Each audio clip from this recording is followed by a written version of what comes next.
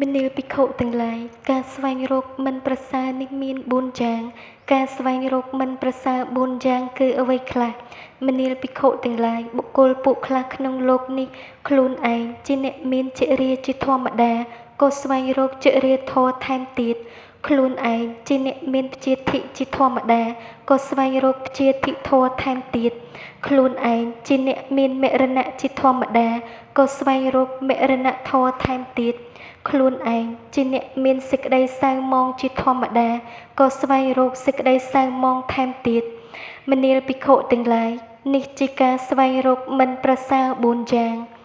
មនាលភិក្ខុទាំងឡាយការស្វែងរកប្រសើរមាន4យ៉ាងការស្វែងរកប្រសើរ4យ៉ាងគឺអ្វីខ្លះមនាលភិក្ខុទាំងឡាយបុគ្គលពួកខ្លះក្នុងលោកនេះខ្លួនឯងជាអ្នកមានចរិយាជាធម្មតាដឹងច្បាស់នៅទោសក្នុងចរិយាធម៌ក៏ស្វែងរកនៅធម៌មិនជរាដ៏ខ្សែនចៈយោគៈដ៏ប្រសើរគឺព្រះនិព្វានខ្លួនឯងជាអ្នកមានព្យាធិជាធម្មតាដឹងច្បាស់នៅទោសក្នុងព្យាធិធម៌ក៏ស្វែងរកធម៌មិនមានព្យាធិខ្សែនចៈយោគៈដ៏ប្រសើរគឺព្រះនិព្វានខ្លួនឯងជាអ្នកមានមរណៈជាធម្មតា